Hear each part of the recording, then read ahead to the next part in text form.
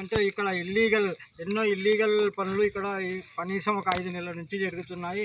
ఇక్కడ రవితేజ గౌడ్ అనే ఒక వ్యక్తి ఇక్కడ ఇల్లీగల్గా అతను ఏంటంటే ఆలయ ధర్మకర్తలని ఎండోమెంట్ నుంచి ఒక లెటర్ తెచ్చుకున్నాడు. అది ఇల్లీగల్ లెటర్. ఆ లెటర్లో ఎలాంటి ఇది లేదు, ఈయనకు హక్కు అనేది కానీ ఈయన స్వతంత్రంగా హక్కును అనేది కల్పించుకొని ఈ దేవాలయం నిర్మాణం చేస్తూ ఇక్కడ ఎన్నో ఇల్లీగల్ కార్యక్రమాలు చేపట్టడం జరుగుతుంది.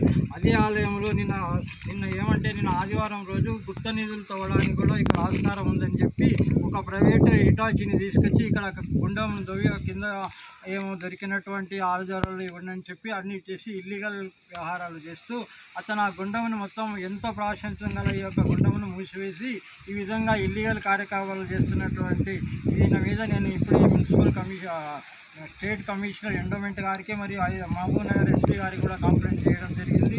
అట్లే ఇప్పుడు మన తహసీల్దార్ గారికి పోలీస్ స్టేషన్లో సిఐ గారికి కూడా అప్లికేషన్ ఇవ్వడం జరుగుతుంది. నేను ఈయన మీద చట్టపరంగా చర్యలు తీసుకొని హిందూ దేవాలయాల పరిరక్షణ అనేది దాదాపు ఈ మధ్యన 100 సంవత్సరాల నుంచి ఎక్కువైతుంది.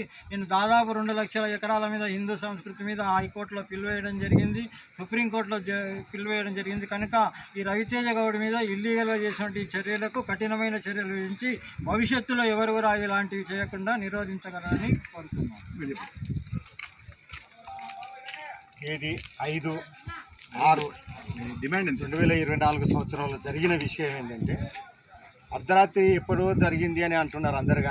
కానీ ఒక్క రోజులో జరిగింది కాదు, ఒక వారం రోజులు జరిగింది కాదు. ఎప్పటి నుంచో మాట వేసుకొని ఇంతింత చేసుకుంటూ వచ్చి చివరికి దేవుని గుడి ముందర కోనేరులో ఏమో దొరుకుతుందని చెప్పి ఎన్ని దొరికిందో ఇంతవరకు ఎన్ని దొరికినాయో మనకు తెలియదు. కానీ ఆ ఆశతోనే మొత్తం దేవాలయాన్ని ధ్వంసం చేసే ఒక పాలసీ ఇదేంటంటే హిందూయిజానికే దేశంలో హిందూయిజాన్ని పెంచాలని ఒక దిక్కు ప్రయత్నం చేస్తుంటే హిందూయిజాన్ని నాశనం చేయాలని గొడ్డలి నన్నెందుకు కొడుతున్నావు అంటే నీవు నా వచ్చి నాకు దొరకకపోతే నేనేటి కొడుతున్నా అంటే కామ దొరికితేనే గొడ్డలి పనిచేస్తుంది.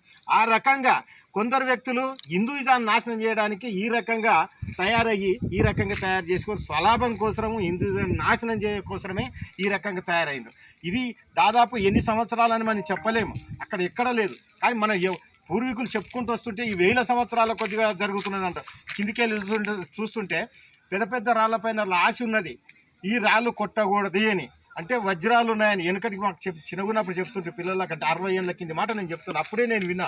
చైనా వాడు వచ్చి ఇదంతా కొనాలని ఆలోచన చేస్తే, ఏదో చేయాలని ఆలోచన చేస్తే ఈ గవర్నమెంట్ ఒప్పుకోలేదని. ఎందుకంటే ఈ పెద్ద రాళ్ళ నిధులు ఏంటివి వజ్రాలు ఉన్నాయని చెప్పి ఒక ఆలోచన అటువంటిది. కానీ ఈ విన్నత కొద్దికి ఈ జనరేషన్ ఏమైపోయిందంటే ఈ గొడ్డల రూపకంగా తయారైపోయి మొత్తం చెట్లను నాశనం. చూడండి, ఇప్పుడు అటవీ శాఖ వాళ్ళు కేసు పెట్టాలి, దేవాదాయ శాఖ వాళ్ళు కేసు పెట్టాలి, ఇక్కడ ఈ రాళ్ళు కొట్టిండ్రు కదా దీనికి సంబంధించిన మైనింగ్ వాళ్ళు కేసు పెట్టాలి.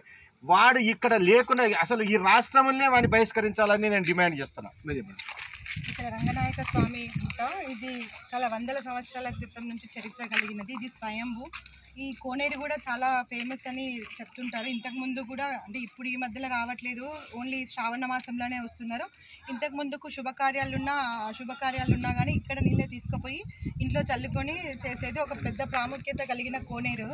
ఇక్కడ ఇంత పెద్ద జడ్చల్ల మున్సిపాలిటీలో సరే ఒక వర్క్ చేస్తున్నప్పుడు కొంతమందికి చెప్పాల్సిన అవసరం ఉంటుంది, పర్మిషన్ తీసుకోవాల్సిన అవసరం ఉంటుంది. వాళ్ళంతకు వాళ్ళు వాస్తు బాగాలేదని చెప్పడం కరెక్ట్ కాదు. మన ఇంట్లో కట్టుకునేటప్పుడు మన ఇల్లు అయితే వాస్తులు మనం చేతులు చేసుకోవచ్చు.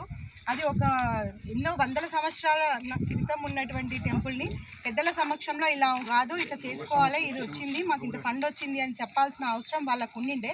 వాళ్ళు చెప్పకుండా వాళ్ళంతకు వాళ్ళే ఇది పెట్టి కోనేరును మూసివేయడం జరిగింది. ఈ కోనేరు ప్రాముఖ్యత ఇంకా చెప్పుకుంటున్నారు పెద్దవాళ్ళు. ఏంటంటే ఇక్కడ నుంచి స్వరంగము అక్కడ గంగాపూర్లో వెలిసిన చెన్నకేశవ స్వామి దాకా ఉందని చెప్పేసి, దీంట్లో నిధులు ఉన్నాయని చెప్పేసి చెప్పుకుంటున్నారు పెద్దవాళ్ళు.